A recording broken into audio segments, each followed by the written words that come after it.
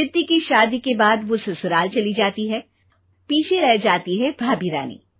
सिद्धि के ससुराल जाते ही भाभी कहती है, अरे वाह जी वाह, सारे कपड़े मेरे। हाय रे पैंट, अरे वाह वाह, मजा आ जाएगा। अरे ये सिद्धि की अलमारी के सामने खड़े होकर क्या बड़बड़ा रही है? जा जाकर देख मेहमानों को विदाई की मिठाई मिली कि नहीं। अब हाँ माँ जी, क्यों नहीं, लेकिन पहले कपड़े तो बदल लूं। अब रानी आ जाती है सिद्धि के उन कपड़ों में जो वो ससुराल जाने से पहले घर छोड़ जाती है। अरे रानी, कुछ दिन रुक जाती। अरे ये तो सिद्धि बिटिया को मैंने ही दिया था, बड़ा ही फबता था उस पर, तुझ पर तो कुछ खास नहीं लग रहा। अब वो ना मेरे सारे कपड़े गीले थे तो सोचा पहन लूं। वैसे भी सिद्धि को कौन सा भी पुराने आउटडेटेड कपड़ों को पहनना है। वैसे भी ये सूट तो मैंने तभी पहना था, वैसे खास है भी नहीं ये। हाँ ठीक है, लेकिन ना मेरी सिद्धि पर तो जमता था।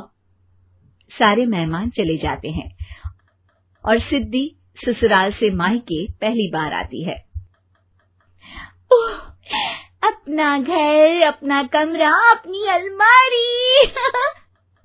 ये बोलकर जैसे ही सिद्धि अलमारी खोलती है तो सामने उसके कपड़ों की जगह कुछ और ही रखा होता है। माँ, ओ माँ, जरा कमरे में तो आना। सास और रानी वहां पहुंच जाते हैं। रानी ने पहनी होती है सिद्धि की जींस और टी शर्ट। अरे भाभी, ये क्या? ये तो मेरी बड़ी ही महंगी टी शर्ट है, इसे आपने घर में क्यों पहनी है? अरे बहुत मिलती है दीदी ये चौक की मार्केट में, 150 में। ओ भाभी प्लीज, ये एरोपोस्टल है, 2000 की एक टी शर्ट। ओहो, 2000 में तो दीदी 4 साड़ी आ जाए। अब क्या बोलूं? भाभी, ये मेरी अलमारी में छोटू के कपड़े, तो मेरे कपड़े कहाँ हैं? मेरी अलमारी में? अब दीदी आपको कौन से पुराने कपड़े पहनने थे? माना भाभी, लेकिन मैं जब घर आती तो यही सब पहनती ना। अरे तुम तो बड़ी कंजूस हो दीदी। खैर, वक्त आता है जब सिद्धि ससुराल के लिए रवाना हो रही होती है। अरे रानी, अंदर से सिद्धि का गिफ्ट ले आ, लड़की पहली बार ससुराल से मायके आई है। रानी अंदर जाती है और एक सिंपल सी साड़ी लेकर बाहर आ जाती है। ये लीजिए माँ जी। सास बेटी को गिफ्ट देकर ससुराल भेजती है। अगले दिन रानी एक सुंदर सी साड़ी पहनकर सामने आती है। अरे रानी, ये तो वो साड़ी है जो मैंने सिद्धि को देने के लिए दी थी जब वो ससुराल ले जाती, लेकिन ये तूने कैसे पहन ली? अरे माँ जी, ये साड़ी तो मुझे बहुत पहले से ही पसंद थी, लेकिन चिंता ना करिए, मैंने सिद्धि के लिए भी अच्छी सी साड़ी दी है। हाँ। तभी सिद्धि का फोन आता है। क्या माँ, कुछ अच्छा तो दिया होता ससुराल ले जाने के लिए। अरे पहले दिखा दिया होता। ये चमकते हुए पैकेट में नौकरानी वाली साड़ी मत दिया करो माँ। अरे बेटे, वो तेरी भाभी ने ना गलती से उससे पैकेट बदल गया। हाँ, मैं कल ही तेरे भाई के हाथ से तेरा वाला पैकेट भेज दूंगी।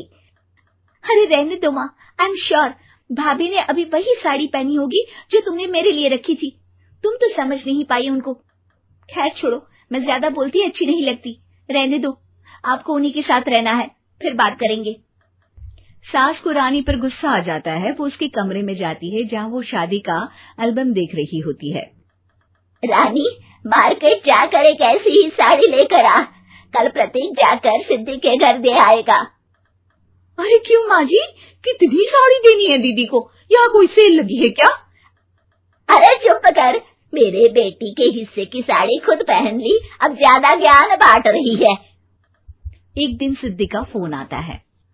माँ, मेरी सास ने आप सबको खाने पर बुलाया है। सारे लोग सिद्धि के ससुराल पहुँचते हैं। खाना खाकर वो लोग निकल रहे होते हैं कि सिद्धि की सास सभी को गिफ्ट देती है।